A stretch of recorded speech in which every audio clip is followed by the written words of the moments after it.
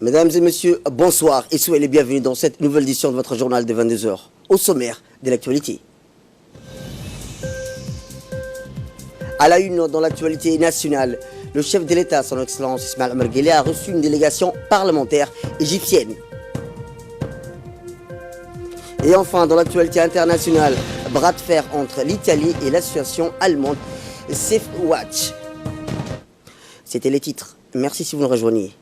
Je vous le disais dans le titre, le chef de l'État, son Excellence Ismaël Omar Guelleh, a reçu ce matin au palais présidentiel une délégation de haut niveau conduite par le président du Parlement égyptien, Dr Ali Abdel Hal.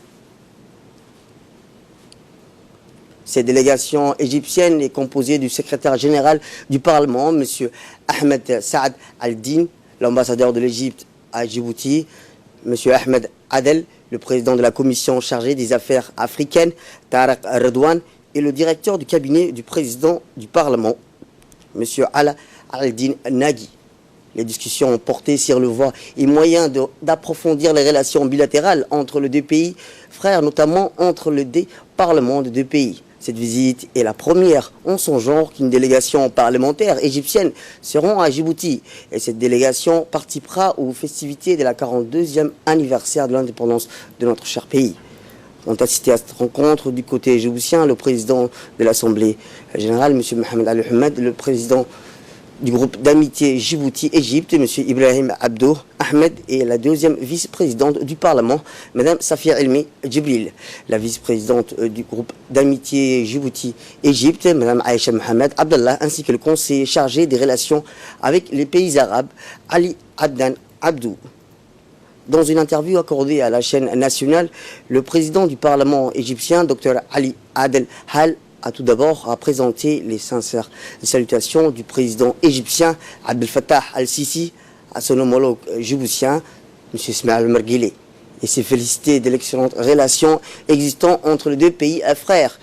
Il a souligné entre autres que son pays a toujours été à la disposition de Djibouti dans tous les domaines, que Djibouti partage le même intérêt commun avec l'Égypte. Le président égyptien du Parlement égyptien a vivement remercié le président Guelleh pour l'accueil chaleureux qui lui a été réservé, lui et ainsi qu'à sa délégation depuis son arrivée. Écoutons à propos le propos du chef de l'État, son Excellence Ismaël Omar Guelleh. Le président du Parlement de l'Égypte démontre que les relations entre nos deux États est au beau fixe.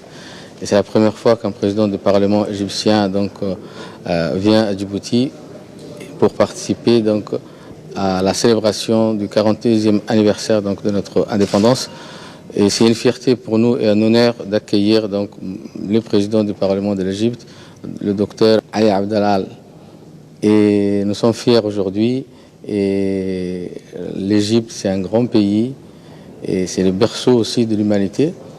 Et nous sommes très fiers et aujourd'hui, la présence de mon collègue démontre que les relations entre nos deux États sont au beau fixe. Donc, sa visite, ça va renforcer les relations, ça va solidifier nos relations entre les deux États.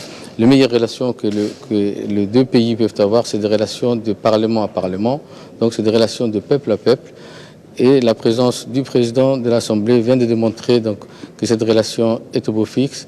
Et nous sommes aujourd'hui très heureux d'accueillir mon frère et mon collègue à Djibouti.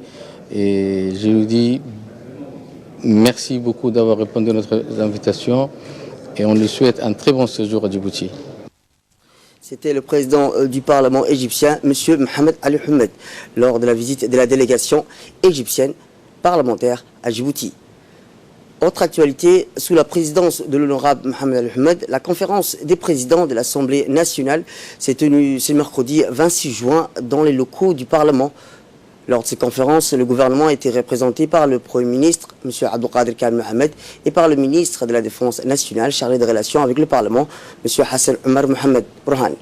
Ont également pris part à cette réunion la seconde vice-présidente, les présidents des groupes parlementaires, des commissions permanentes.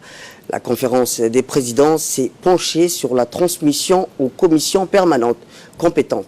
Les textes suivants comme le projet de loi numéro 054 de l'année 2019 de la 8e législature portant modification de l'article 435 de la loi numéro 03 de l'année 2018 de la 8e législature du 12 avril portant Code civil.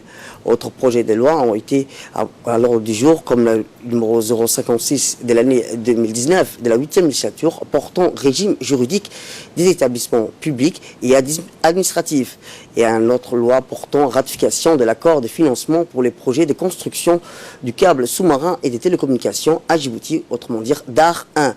En dernier lieu, le président de l'Assemblée a rappelé les modalités du déroulement de la 4e séance publique clôturant la première session ordinaire 2019 prévue pour dimanche 30 juin, ainsi que la programmation en session extraordinaire des activités du Parlement à partir du 1er jusqu'au 15 juillet prochain. Sans transition, sous la direction de son vice-président, l'honorable Abdallah Barkhat Ibrahim, la commission permanente de la législation et de l'administration générale s'est réunie mercredi 26 juin 2019 dans la salle de commission de l'Assemblée nationale. L'ordre du jour concernait l'examen du projet de loi numéro 054 de l'année 2019 de la 8e législature, modifiant l'article 435 de la loi 03 de l'année 2018 de la 8e législature du 12 avril portant Code civil. La séance s'est déroulée en présence du garde du ministre de la Justice des Affaires pénitentiaires chargé des droits de l'homme, M. Ali Hassan Bahdon, de ses plus proches collaborateurs. Après un débat instructif et riche, la commission a exprimé son avis favorable quant à l'adoption des dispositions étudiées lors de la prochaine séance publique. Le ministre de la Défense chargé des relations avec le Parlement, M. Hassan Omar Mohamed Burhan, a reçu aujourd'hui à son cabinet son Excellence M. Koji Yonetani, ambassadeur du Japon, accrédité à Djibouti, accompagné du capitaine de frégate Tayukaki Kubo, attaché de la Défense auprès de l'ambassade, du colonel Takuro Shikaya, commandant de la base japonaise, et de 2 autres officiers. Outre le ministre de la Défense, a pris part à cette réunion, côté djiboutien, le commandant Elias Abdillahi Guélé, le chef de cabinet du ministère de la Défense, chargé des relations avec le Parlement. L'entretien entre le ministre et son hôte a porté sur les relations de coopération bilatérale, plus particulièrement sur le domaine de la défense. Les discussions entre les deux hommes ont également porté sur l'état de relations entre nos deux forces et notamment dans le soutien aux forces autodéfense japonaises dans le cadre des activités à Djibouti, mais également le soutien de nos forces armées à Djibouti dans le cadre du renforcement des capacités de réponse aux catastrophes. Enfin, les deux autorités ont discuté de la situation sécuritaire et régionale. Éducation à présent, le ministre de l'Éducation nationale, de la formation professionnelle, M. Moustapha Mohamed Mahamoud, a ouvert aujourd'hui au Palais du Peuple les travaux d'un atelier de réflexion sur la politique nationale de l'éducation au développement durable. Plusieurs membres du gouvernement, dont notamment les ministres du Travail, de la Santé et de l'Environnement, M. Isman Ibrahim Roble, ainsi que M. Mohamed Warsama Diriye et Mohamed Abdelkader Moussa, mais aussi les représentants du PNUD, de l'UNICEF, Mme Barbara Manzi et Zainabou Mouhandé, ont pris part au lancement des travaux de l'atelier qui a regroupé les cadres des plus 11 ministères particulièrement concernés par les problématiques de l'environnement et du développement durable à Djibouti.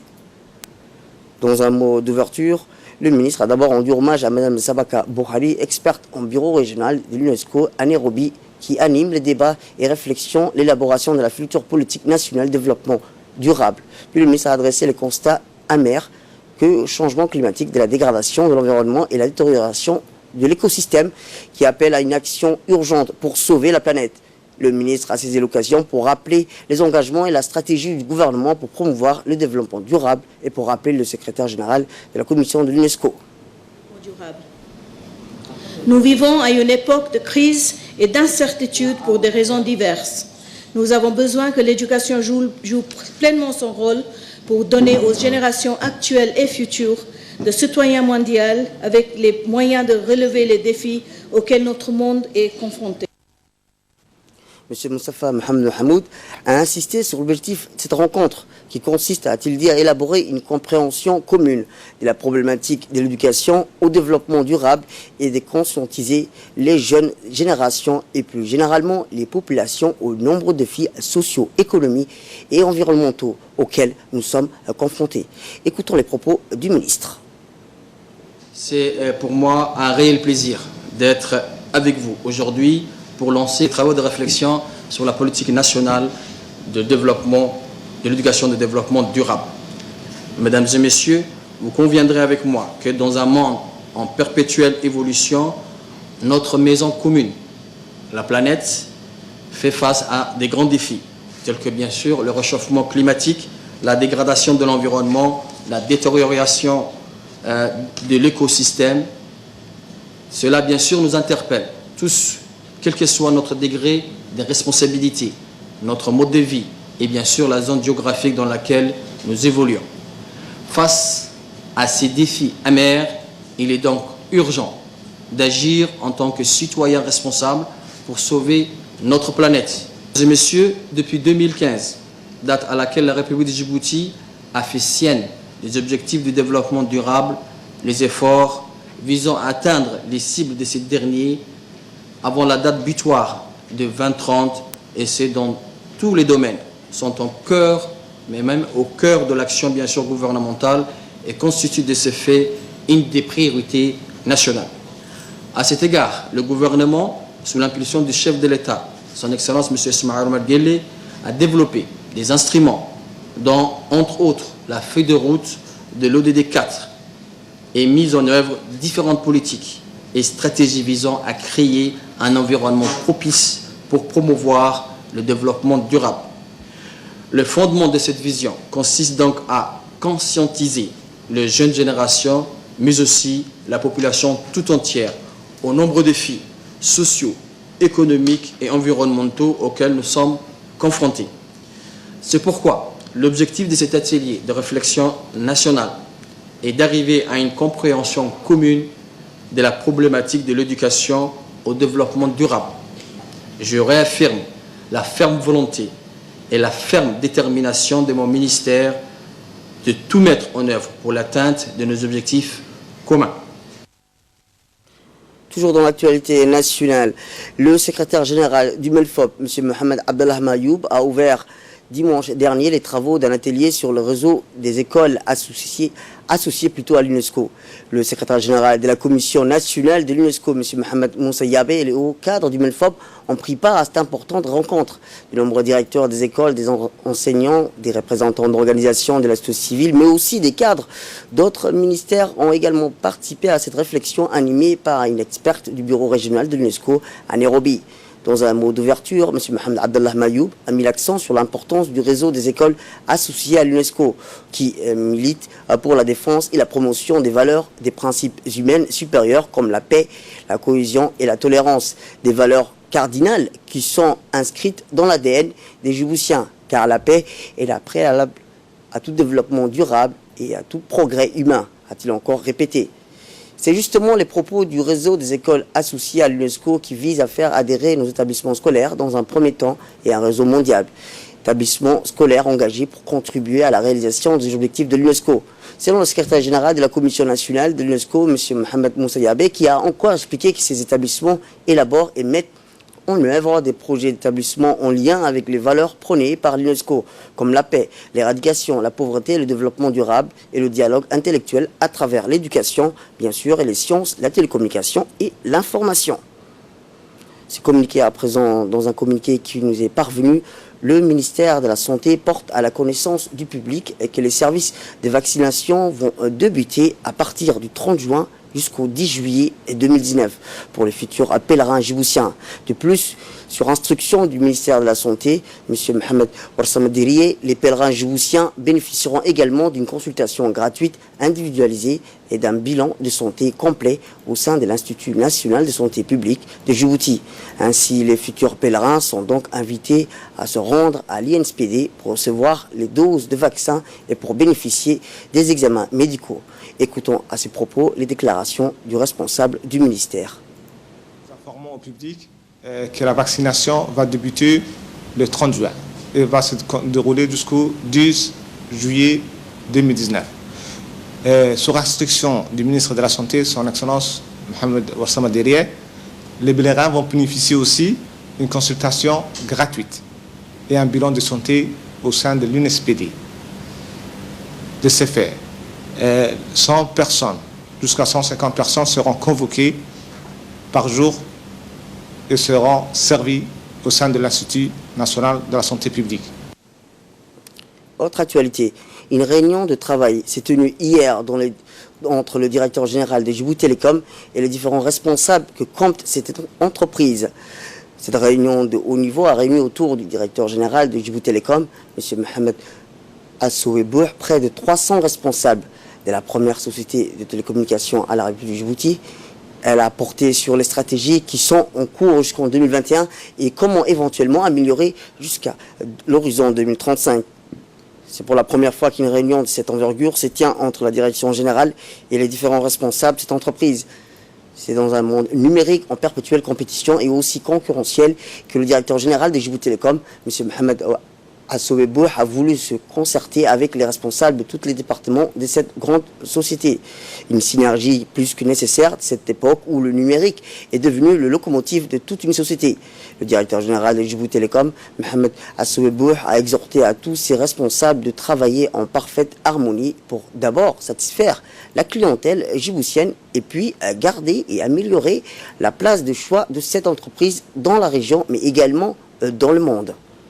Dans un discours prononcé à cette occasion, le directeur général de Djibouti Telecom, Mohamed Assouebouh, a demandé à tous les responsables à présent à tisser des liens de prime d'abord entre les différents départements et de la société connectés à la région et les pays avec le reste du monde afin de réduire ainsi les distances. Je vous propose d'écouter. Mesdames et messieurs, je voudrais citer le mot prononcé par son Excellence, le Président de la République, lors du lancement du réseau mobile 4G+, en juin dernier. Je cite : « Nous sommes pertinemment conscients de la place qu'occupe le numérique dans la vie des populations et le développement économique des pays. C'est pourquoi nous sommes plus que jamais déterminés à exploiter au mieux notre potentiel dans le domaine des télécommunications. » Ces mots sont l'expression d'une profonde analyse juste, pertinente et cohérente, celle de l'omniprésence des technologies numériques qui ont profondément modifié nos vies quotidiennes. Vous l'avez compris, le numérique représente un enjeu majeur pour notre métier d'opérateur télécom. Il représente également un challenge, celui de nous transformer pour relever les multiples défis et mieux accompagner la transformation numérique du pays. Nous transformer pour être plus efficace, nous transformer pour être plus efficient, nous transformer pour être plus performants et enfin nous transformer pour nous adapter à l'écosystème global. C'est le sens de la nouvelle stratégie et des actions engagées depuis 2016. Mesdames et messieurs, Djibouti Connecté, c'est notre engagement pour fournir une connectivité haut débit, accessible à tous et partout dans notre pays. C'est notre mission de service public pour contribuer au développement de notre pays. Toujours dans l'actualité, à l'occasion de la célébration du 42e anniversaire de l'accession de la République de Djibouti à l'indépendance, la mairie de Djibouti a organisé une grande soirée commémorative et culturelle devant l'esplanade du Palais du Peuple.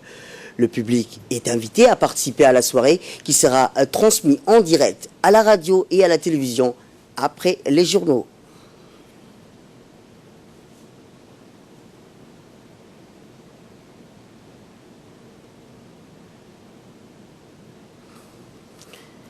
Les activités préparatoires de la célébration du 42e anniversaire de l'indépendance nationale battent leur plein à Dikil depuis quelques jours. En effet, comme à l'accoutume, la région de l'Unité s'apprête à célébrer avec faste les festivités de la fête nationale. Aussi, sous l'égide du préfet de la région, Mohamed Cheikhou Hassan, les services de la préfecture ainsi que les DD, l'ONEAD, les TP sont à pied d'œuvre pour embellir la ville par des travaux de nettoyage de rues, de pavage, de voies et artères, ainsi que la remise en état des équipements électriques afin de contribuer au succès de cette fête la plus importante dans notre pays. Ici, dans la capitale saoudienne, aussi bien que les autres secteurs où sont stationnés les éléments de nos forces armées djiboutiennes au sein de la MISOM, tous se préparent pour la commémoration du 42e anniversaire de notre souveraineté nationale. Vous voyez en arrière-plan le contingent Hil Walal, comme vous le voyez sur les images, qui est en constante préparation au niveau, par exemple, des répétitions, des différents parades et défilés. À noter la présence remarquée de la gestion féminine aussi militaire, qui sont nos soldats, sont-elles aussi à l'avant-garde, rappelons-le, de toute l'opération effectuée par nos forces militaires de Hil Walal. L'ensemble de nos forces militaires présentes à Baladweyne, réunies au sein des labels Hil Walal, se prépare donc intensement en vue de commémorer le 42e anniversaire de notre indépendance qui aura lieu demain, rappelons-le. Nous avons rendu visite dans ce cadre de nos forces militaires stationnées à Baladweyne, ici en Somalie, et faisant partie des différents contingents militaires africains regroupés au sein de la MISOM. C'est au moment même où nos forces armées étaient en plein exercice pour être fin près le jour J que nous sommes arrivés sur les lieux. Nos forces armées djiboutiennes faisant partie des autres forces militaires présentes à Baladweyne en vue du maintien de la paix en Somalie et vertu à l'instar du reste de RAD, rester à Djibouti et à se préparer pour présenter le jour J une belle parade digne de son nom. Soulignons que ce sont des officiers de carrière aguerris qui forment, entraînent et guident sans relâche et régulièrement nos vaillants soldats stationnés à Baladweyne. Tout cela pour que le jeudi demain, les soldats de Hil Walal soient enfin prêts au top de leur performance militaire. Le colonel Abdurrahman Riyad Hared, commandant du contingent Hil Walal, 5e du genre, est ensuite arrivé sur le lieu de l'exercice dans le but de superviser les différentes colonies composant nos soldats de Hil Walal 5. Après le salut militaire qui lui a été consacré, nos soldats est dévolu à son rang de colonel. Abdurrahman Riyad Hared a également été honoré par le traditionnel salut militaire par les contingents militaires somaliens conviés à prendre part à nos forces à la commémoration du 42e anniversaire de notre souveraineté nationale.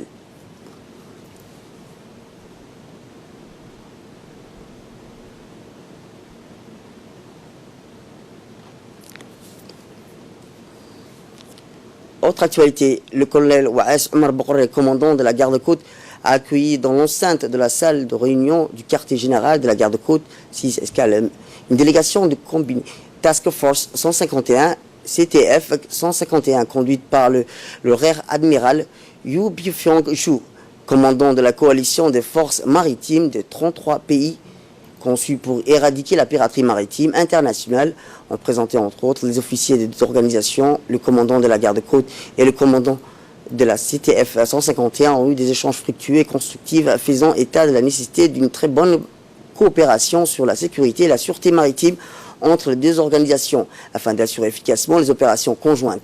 Le colonel Waes Omar Bokoré a d'emblée souhaité la bienvenue au rear admiral Yu Bifiang-Shu et sa délégation avant de lui faire une brève présentation des différentes missions et services de la garde-côte djiboutienne.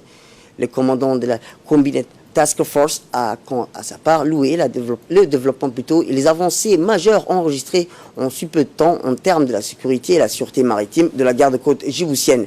Mais aussi, il a tenu à mettre en relief la très bonne relation entre la CTF 151 et la garde-côte. L'entretien entre la délégation et le colonel de la garde-côte s'est achevé par une courte visite des moyens navals de l'institution. Toujours dans l'actualité, le directeur général de la protection civile, le colonel Mahmoud Moussa, a présidé aujourd'hui une cérémonie de remise des certificats de fin de formation de formateurs d'une durée de 10 jours. La session de formation a été dispensée par des pompiers d'urgence internationales. La cérémonie s'est achevée par la délivrance des certificats au profit des participants. L'objectif, rappelons-le, de cette formation destinée aux formateurs est d'améliorer les capacités et les compétences des formateurs de la défense civile afin de mieux remplir leurs tâches, à savoir que l'action de la protection civile est particulièrement remarquée lors des catastrophes naturelles, des grandes ampleurs ou des désastres qui touchent les populations. En cas de crise, les populations djiboutiennes et celles des migrants peuvent être confrontées à des conditions particulières de vulnérabilité et nécessitent une assistance spécifique ainsi que l'anticipation de multiples dimensions de la catastrophe et un élément clé de la gestion des crises dans le monde entier, en particulier dans les régions caractérisées par des schémas bien établis et des mouvements des populations tels que Djibouti. Fait divers à présent, le 25 juin à 6 h du matin, les gendarmes de la brigade de Cheikh Moussa ont exploité des renseignements regroupés faisant état d'un vol d'huile de moteur depuis le port d'Orali. Aussitôt, les enquêteurs se sont transportés sur les quartiers communément appelés Krawil, où le cachet et l'auteur de ces détournements a été localisé. Les perquisitions effectuées sur les lieux ont permis la découverte de 16 barils d'huile de 200 litres chacun et 40 jerrycans de 20 litres remplis d'huile de moteur, soit au total 4000 litres d'huile de moteur d'une valeur marchande estimée à 4 millions de nos francs. Au cours de sa déclaration, l'auteur présumé a reconnu avoir volé ces marchandises depuis le port d'Oralé. Étant déjà un employé du port, il était chargé de disposer les barils vides à la décharge. Profitant de cette occasion, il mélangeait les barils remplis d'huile avec des barils vides pour tromper la vigilance des agents de la sécurité. À l'issue, il revendait l'huile sur le marché à un prix dérisoire. Placé en garde à vue, il sera déféré devant la justice pour répondre de ses actes. Sport à présent, l'équipe féminine de handball de la gendarmerie nationale a disputé hier la finale de la Coupe de Djibouti 2019 face à l'équipe Diable Rouge au gymnase du lycée d'État de Djibouti. Le chef d'état-major de la gendarmerie nationale, le colonel Zakaria Hassan Aden, à la tête de plusieurs officiers supérieurs de la gendarmerie, a honoré de sa présence pour soutenir cette équipe 2 fois championne de Djibouti en 2019. Était également présent à cette occasion le président de la fédération djiboutienne de handball, Ahmed Mohamed, ainsi que plusieurs responsables de son département. À l'issue d'un match riche en rebondissements, l'équipe de handball féminine de la gendarmerie a remporté cette finale avec un score de 14-6.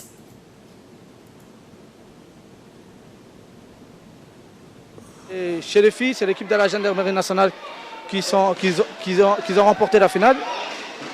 Et puis je remercie la presse, la nation et le secrétaire d'État de la jeunesse et sport, ainsi l'RTD et le comité olympique national, ainsi le colonel Zakaria Hassan Aden de la gendarmerie nationale, et puis les spectacles qu'ils ont fait un bon spectacle aujourd'hui et les matchs fair play de tout le monde. Et ainsi, je félicite aussi à la Fédération djiboutienne de handball. Et pour clore l'actualité nationale, cet avis de recherche, le jeune Hassan Sougué est vivement recherché. Domicilié à Balbala, Hassan Sougué a quitté son domicile depuis hier, la dernière. Qu'il soit sorti, il est en domicile, il portait un t-shirt et un short rouge. Il est de taille moyen. Toute personne ayant croisé le jeune Hassan Sougué est priée d'appeler leurs parents et priée de contacter la famille au numéro 77 07 15 51 ou le numéro du commissariat de la police, le 35 27 61. La famille de Hassan vous remercie d'avance.